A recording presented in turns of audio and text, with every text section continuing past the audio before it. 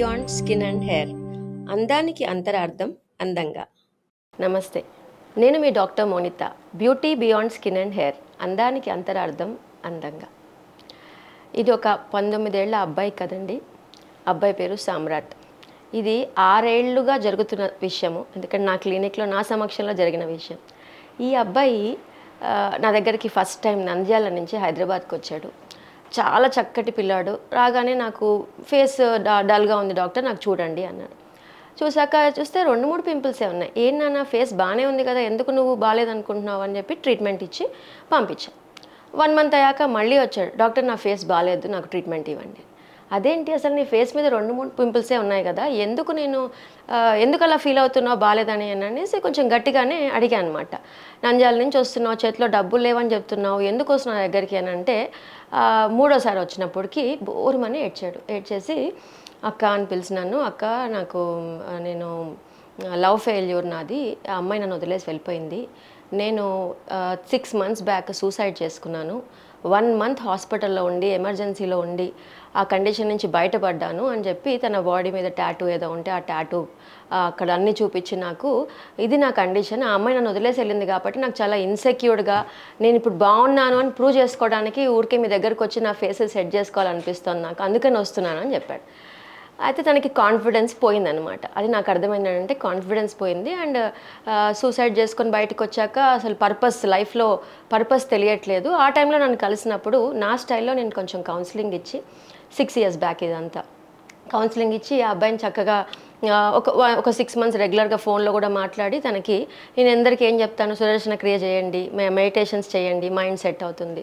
ఒక 4-5 months అయ్యాక ఆ అబ్బాయికి ట్రీట్మెంట్ కూడా ఇచ్చా. నీ ఫేస్ చాలా బాగుంది, బీ కాన్ఫిడెంట్, చాలా చక్కగా ఉన్నావు, ఇప్పుడు కూడా నువ్వు ట్రై చేస్తే ఎంతో మంది అమ్మాయిలు పడతారని ఒక కాన్ఫిడెన్స్ ఇచ్చి ఆ అబ్బాయికి నేను సెట్ చేసి, ప్లస్ వాళ్ళ ఫ్యామిలీ, ఒక్కడే కొడుకు, చాలా మిడిల్ క్లాస్ కూడా కాదు, చాలా లోవర్ మిడిల్ క్లాస్. ఆ అబ్బాయి ఫార్మసీ చేస్తున్నాడు. So father is mentally disabled, so is on treatment. So ఈ అబ్బాయి బతికించడానికి ఒక 2 లక్షలు, అంతకుముందు ఇంకేవో ఖర్చులు, మొత్తానికైతే 6 లక్షల నుంచి 8 లక్షల దాకా అబ్బాయికి అప్పు ఉంది. ఈ 6 నెలల తర్వాత చెప్పాడు, ఈ అప్పు కూడా నా దగ్గర ఉంది, ఇప్పుడు నేను ఒక బాధ్యత గల సన్ లాగా ఉండి నా అమ్మని నాన్నని చూసుకోవాలి, ఒక్కడే కొడుకుని, నేను వాళ్ళని బాగా చూసుకోవాలి, నాన్నని బాగా హెల్త్ ఇష్యూస్ ఉన్నాయి, అప్పులు కూడా ఉన్నాయి డాక్టర్, నేను రెస్పాన్సిబుల్గా తయారవుతున్నాను అన్న పాయింట్ నన్ను ఒక 1 year తర్వాత ఇదంతా జరిగి క్రియా స్టార్ట్ చేశాక రెగ్యులర్గా అబ్బాయి he felt good and he is doing good. 3-4 years గడిచిపోయింది. 3-4 yearsలో హీ బికేమ్ రెస్పాన్సిబుల్. ఫార్మసీ అయిపోయింది, ఒక హాస్పిటల్లో చక్కగా ల్యాబ్ టెక్నీషియన్ లాగా పనిచేస్తూ ఫార్మసీ చూసుకుంటూ 15,000 శాలరీతో హ్యాపీగానే ఉన్నాడు. It's okay. సడన్గా ఈ అమ్మాయి తన లైఫ్లోకి వచ్చి నువ్వు లేకపోతే నేను బతకలేను, నీ వాల్యూ నాకు తెలిసింది, నాకు నువ్వే కావాలి అని కూర్చుంది. ఈ అబ్బాయికి ఇప్పటికీ 24 ఏళ్ళు వచ్చేసాయి. నువ్వే కావాలి అని కూర్చునేసరికి ఈ అబ్బాయికి ఏం తోచలే. మళ్ళీ ఫోన్ చేశాడు, అక్క ఇది కండిషన్, ఏం చేయమంటావు అంటే, నీకు ఎట్లా అనిపిస్తుంది అంటే, నాకు ఇష్టమే అక్క, తనంటే ఎప్పటికీ నాకు ఇష్టమే అనేసి అన్న. సో కాస్త మళ్ళీ ఒక చిన్న ఎఫ్ఐఆర్ లాగా నడిచింది.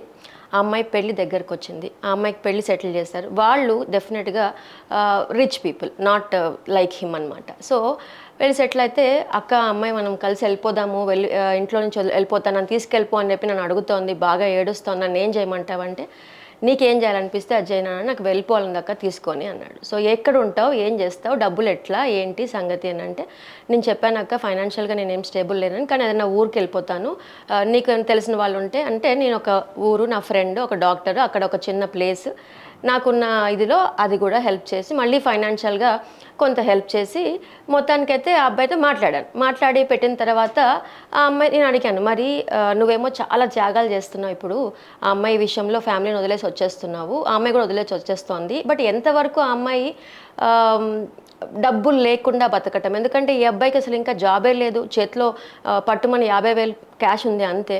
సో ఎలా బతుకుతారు మీరు, అసలు ఏమనుకుంటున్నారు, ఆ అమ్మాయి ఏ ఎక్స్పెక్టేషన్స్తో నీతో వచ్చేస్తోంది, ఓన్లీ ప్రేమ వలన, నువ్వంటే ఇష్టం వలన, she ready to sacrifice her all desires, అంటే బట్టలు కొనుక్కోవాలి, ఇవి కొనుక్కోవాలి, వంట చేయటం, ఇవన్నీ వచ్చే అమ్మాయికి అని ఈ పాయింట్లో అడిగాను. తను కూర్చోబెట్టి తనతో మాట్లాడి, ఇది నా ఫైనాన్షియల్ కండిషన్, నాకు ఇది పొజిషన్, నేను తీసుకొచ్చేస్తా, బట్ నువ్వు నా మాట వింటావా, ఇంట్లో నువ్వు ఎక్కడైనా నువ్వు కూడా వర్క్ చేస్తావా, ఇద్దరం ఫైనాన్షియల్గా స్టేబుల్ అయ్యేదాకా అంటే నేను ఎందుకు వర్క్ చేస్తాను, ఎందుకంటే గారంగా పెరిగిన అమ్మాయి, చేయను అని చెప్పిందంట. నువ్వే సంపాదించాలి, ఆ మాత్రం చేయలేవా అని కొంచెం మళ్ళీ ఆ విషయంలో ఘర్షణ అయిందంట. దాని తర్వాత ఏమైంది, నా పేరెంట్స్ని మాత్రం నేను వదిలేసి రావట్లేదు, జస్ట్ కొన్ని రోజులు దూరం ఉంటానంతే, నీ పాయింట్ ఆఫ్ వ్యూలో నేను వాళ్ళని చూసుకోవాల్సిందే, అండ్ నువ్వు కూడా వాళ్ళని చూసుకోవాలి, వాళ్ళు చాలా ఓల్డ్, నా సపోర్ట్ చాలా అవసరం వాళ్ళకి, ఆల్రెడీ చాలా బాధ పెట్టాను అని చెప్పాడంట.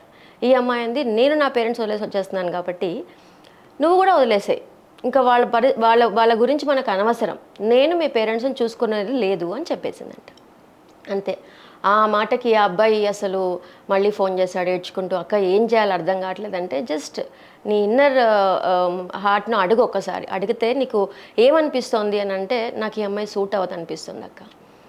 సరే మరి అయితే ఆ అమ్మాయికి నచ్చ చెప్పు, కష్టంగా అనిపిస్తుంది, భారంగా అనిపిస్తుంది, కానీ నీ ఫ్యూచర్ మాత్రం నాకైతే చాలా కష్టపడతావు అనిపిస్తుంది, ఎందుకంటే ఇప్పుడిప్పుడే స్టెబిలైజ్ అవుతున్నావు, అప్పు ఉంది, ఇంకొక బర్డెన్ అవసరం అని అన్న, సెటిల్ అయ్యాక చేసుకో పెళ్ళి, ఆ అమ్మాయి ఆగితే ఆగుతుంది లేకపోతే లేదు, నీదైతే నీకే వస్తుంది ఎప్పుడని మళ్ళీ చెప్పాక చాలా ధైర్యం తెచ్చుకుని ఆ అమ్మాయి వేరే అబ్బాయిని పెళ్లి చేసుకోవడానికి ఒప్పించాడు. నాకు ఫైనాన్షియల్గా లేను, నా పేరెంట్స్ నాకు చాలా ఇంపార్టెంట్, నువ్వెంత ఇంపార్టెంటో, నువ్వు హ్యాపీగా ఉంటావు, ఎందుకంటే నా డబ్బులు కూడా కావాలి కదా బతకాలంటే, నా దగ్గర డబ్బులు లేవు అని క్లియర్ కట్గా చెప్పేసి నిజానిజాలు చెప్పేసి ఆ అమ్మాయిని వదిలేశాడనమాట. ఓకే, వదిలేసిన తర్వాత ఒక 6 months తర్వాత రీసెంట్గా క్లినిక్కి వచ్చాడు.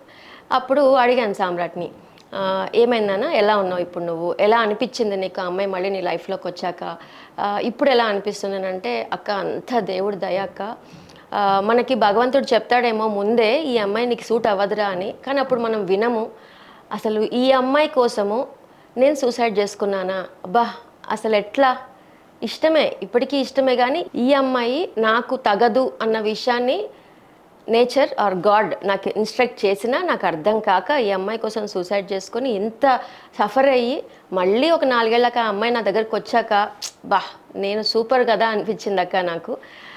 నాదైతే నా దగ్గరకు వచ్చేస్తుంది కదా అని ఒక ఇది వచ్చేసింది, బాగా కాన్ఫిడెన్స్ పెరిగింది, చాలా హ్యాపీ అనిపించింది. కానీ ఫైనల్లీ ఆ అమ్మాయి నాకు తగదు అని బయటకు తెలిసింది. అంటే నేచర్ విల్ ఇండికేటివ్, ఇది నీకు సూట్ అవ్వదు అని చెప్తున్నప్పుడే మనం అది ఫెయిల్యూర్స్ అనుకుంటాం మనం కదా. సో ఆ అబ్బాయి అన్నాడు, ఇప్పుడు నేను హ్యాపీగా ఉన్నాను, నాకు తెలిసింది నాకు సూట్ అయ్యే వాళ్ళు నా పేరెంట్స్ నన్ను ప్రేమగా చూసుకునే వాళ్ళు తప్ప డబ్బులు లేవని రాచి రంపాన పోసే అమ్మాయిలు నాకు వద్దక్క, నేను ఇంకా సెటిల్మెంట్ మీద రాసి పెడతాను, కాస్త అప్పులు తీరాయి, ఇంకొక 3-4 lakhs అప్పులు ఉన్నాయి, అవి కూడా తీర్చేసుకోవాలి, అర్జెంటుగా అవి తీర్చేసుకోవాలి, నేను బాధ్యతగా ఎక్కువ రెస్పాన్సిబుల్గా ఉంటానని చెప్పి నాతో మాట్లాడుకొని వెళ్ళిపోయాడు. సో ఇదండి, అంటే ఇది ఎంత అంటే మనము సూసైడ్ చేసుకోవాలని ఇంకేదో వచ్చిన ఆలోచనలప్పుడు ఆ ప్రాబ్లము ఆ టైంలో చాలా పెద్దదిగా కనిపిస్తుంది. 1 సంవత్సరం తర్వాత ఆ ప్రాబ్లం చాలా చిన్నది అయిపోతుంది. అసలు ఇంకో 10 సంవత్సరాల తర్వాత అసలు ఆ ప్రాబ్లంకైనా నేను ఇంత చిన్నదానికి ఇంత ఎందుకు రియాక్ట్ అయ్యానా అనిపిస్తుంది. ఎస్, ఆ టైంలో చాలా బాధాకరమైన విషయం. అండ్ ఆ లో పీరియడ్ అప్పుడు, ఆ లో ఎనర్జీ అప్పుడు, ఓకే, ఏం చేయాలి మనం నెక్స్ట్ ఎపిసోడ్లో కూడా మాట్లాడుకుందాం, అసలు ఏమవుతుంది ఆ లో ఎనర్జీ టైంలో కూడా మాట్లాడుకుందాం. అయితే ఈ స్టోరీ ద్వారా చెప్పాల్సి వచ్చింది ఏంటి అని అంటే, మనది కానిదైతే మన దగ్గరికి రాదు, మనదే అయితే కొన్ని రోజులకైనా ఏళ్ళకైనా సంవత్సరాల తర్వాత అయినా మన దగ్గరికి వచ్చేస్తుంది. జస్ట్ మనం ఏం చేయాలంటే షుడ్ బీ విత్ హోప్, గట్టి నమ్మకంతో బతకాలి. ఆ hope and faith towards nature, towards us, మన మీద మనకి నమ్మకం, భగవంతుడి మీద నమ్మకం, నేచర్ మీద నమ్మకం. ఎందుకంటే టైమ్ సాల్వ్స్ ఆల్ ప్రాబ్లమ్స్. ఇది ఒక టెంపరీ ఫేజ్, ఈ లో ఎనర్జీ ఫేజ్లో ఉన్నాను, బాధ వస్తుంది, ఏడుపు వస్తుంది, ఇది ఒక టెంపరీ ఫేజ్, చిన్న అవేర్నెస్, చిన్న ఎరుక, okay, that is called knowledge. ఆ నాలెడ్జ్ రావాలంటే ఎనర్జీ ఉండాలంటే క్రియా అండ్ మెడిటేషన్, అది మీ లైఫ్లో ఒక పార్ట్ అయిపోవాలి. ఈ అబ్బాయి సెటిల్ అవ్వడానికి కారణం కూడా సుదర్శన క్రియ మాత్రమే.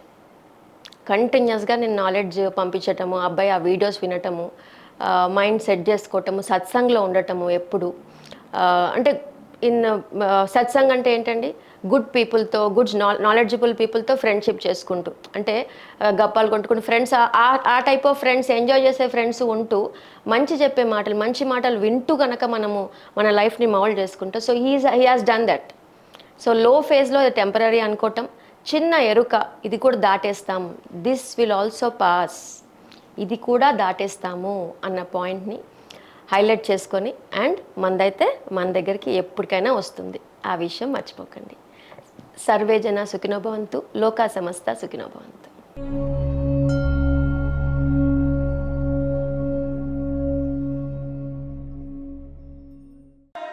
Fearless.